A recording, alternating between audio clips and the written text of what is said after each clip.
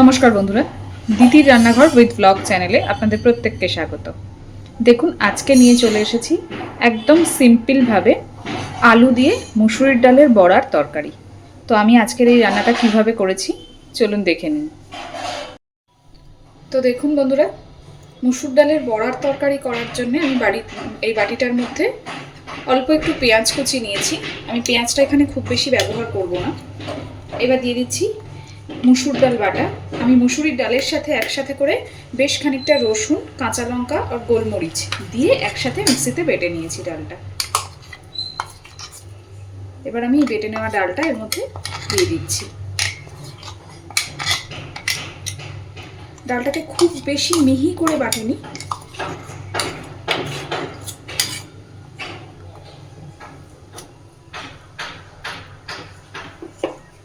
এবার আমি ডালটার মধ্যে দিয়ে দেবো পরিমাণ মতন লবণ,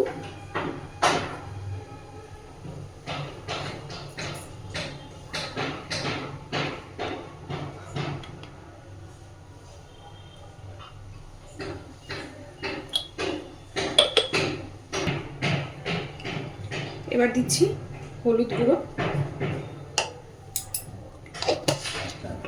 আর এই ডালটার মধ্যে আমি দেবো একটা ডিম ভেঙে দিয়ে দেবো।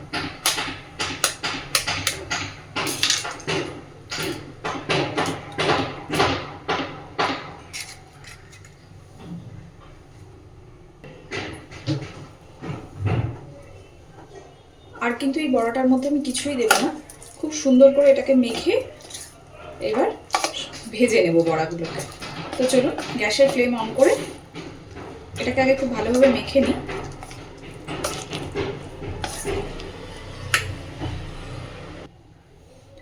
দেখুন বন্ধুরা, আমি ডালটাকে খুব সুন্দর করে সব কিছু দিয়ে মেখে নিয়েছি। এইবার চলুন কড়াইটাতে তেল বসিয়ে গরম করে নিই। দেখুন এদিকে তেল খুব ভালোভাবে গরম হয়ে গেছে। এইবার বড়াগুলোকে ছোট ছোট করে সব ভেজে নেব।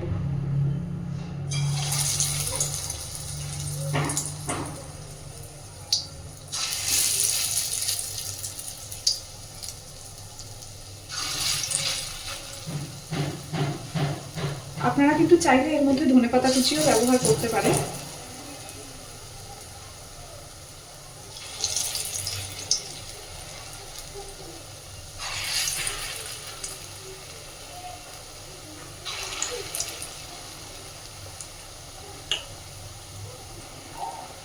এইদিকে দেখুন বড়াগুলো এক পিঠ করে হয়ে গেছে।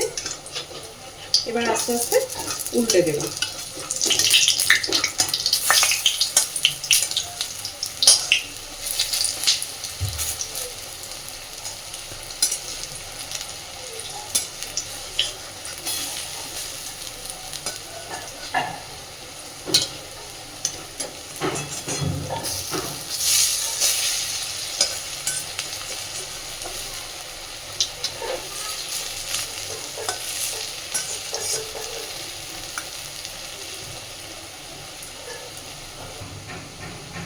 এই বড়াগুলো সবকটাই ভাজা হয়ে গেছে, তুলে নিচ্ছি।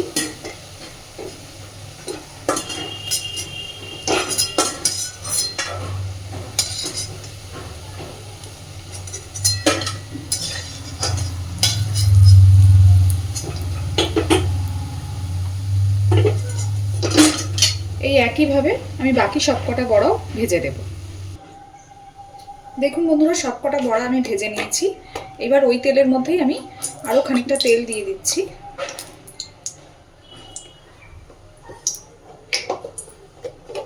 তেল তো গরম হয়েই গেছে, দিয়ে দিচ্ছি কেটে ধুয়ে রাখা আলু।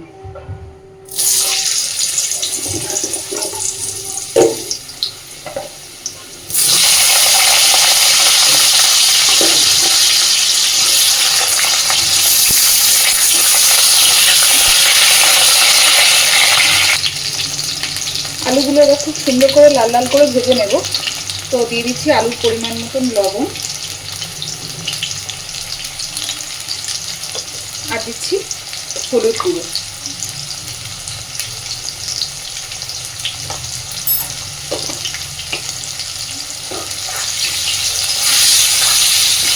খুব সুন্দর করে এবার আলুটা ভেজে নেব।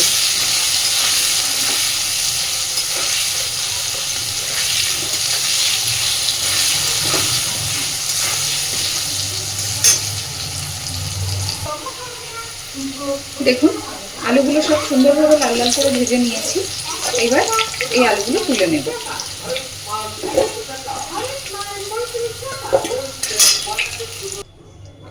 এই তেলে এবার আমি ফোড়নে দিচ্ছি একটা শুকনো লঙ্কা, সামান্য একটু আস্ত জিরে, এবার দিয়ে দিচ্ছি গ্রেট করে রাখা পেঁয়াজ আর রসুন।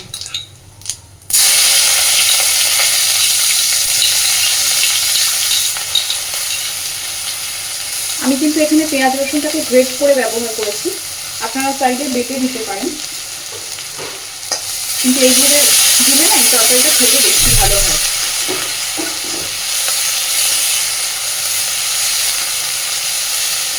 এবার হালকা করে পেঁয়াজ রসুনটাকে ভেজে নেব। এই পর্যায়ে আমি দিয়ে দিচ্ছি, দেখুন পেঁয়াজ রসুনটা কিন্তু একটু ভেজে নিয়েছি। এবার দিচ্ছি পরিমাণ মতন হলুদ গুঁড়ো, দেব পরিমাণ মতন লবণ। লবণ আমি আলুতেও একটু ব্যবহার করেছি, প্লাস বড়া ভাজা আছে, তাই লবণের পরিমাণটা বুঝেই দেব।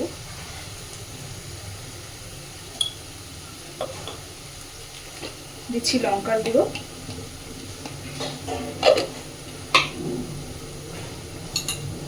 মশলাটা যাতে পুড়ে না যায় ওই জন্য সামান্য একটু জল দিচ্ছি।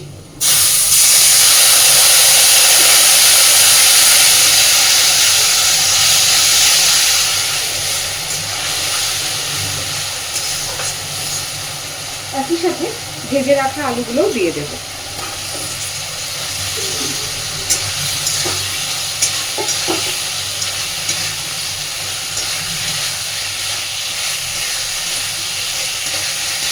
খুব সুন্দর করে মশলার সাথে আলুটাকে একটু কষে নেব।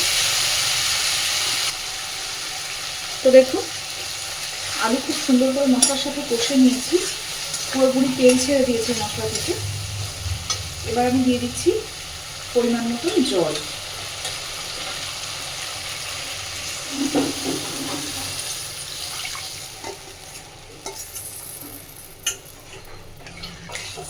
আমি এখানে মিক্সির বাটিটা ধুয়ে সেই জলটা ব্যবহার করেছি।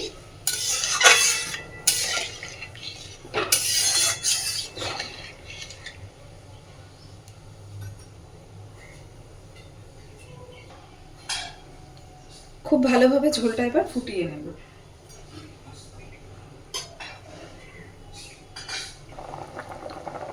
দেখুন বন্ধুরা ঝোলটা টকবক করে ফুটতে শুরু করেছে খুব সুন্দরভাবে।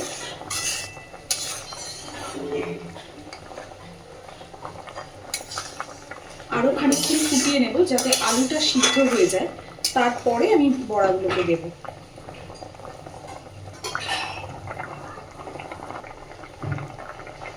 তো এবার দেখুন আমি বেশ মিনিট 5 ধরে ফুটিয়ে নিয়েছি, আলুগুলোও এবার খুব সুন্দরভাবে সিদ্ধ হয়ে গেছে।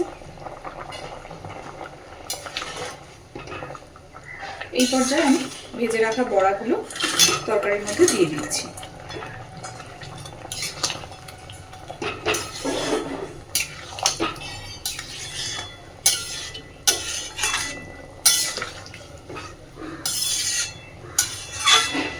বড়াগুলো দিয়ে আমি খুব বেশি সময় ফোটাবো না, তাতে বড়াগুলো ভেঙে যাবে।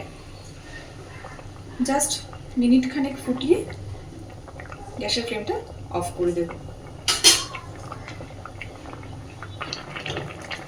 তরকারিটা কিন্তু আমার একদম রেডি। এবার ওপর থেকে দিয়ে দেবো একটুখানি গরম মশলার গুঁড়ো। আমি ঝোল এর থেকে বেশি শুকনো করবো না, কারণ যেহেতু বড়ার তরকারি ঠান্ডা হলে কিন্তু পুরো ঝোলটাই প্রায় টেনে নেবে। একটু গরম মশলার গুঁড়ো দিয়ে দিলাম।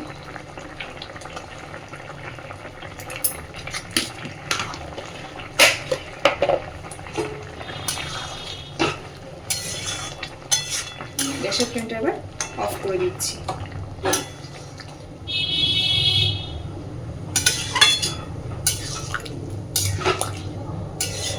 যে কোনো দিন গরম ভাতে মুসুর ডালের বড়ার এই তরকারিটা কিন্তু খেতে ভীষণ ভালো লাগে।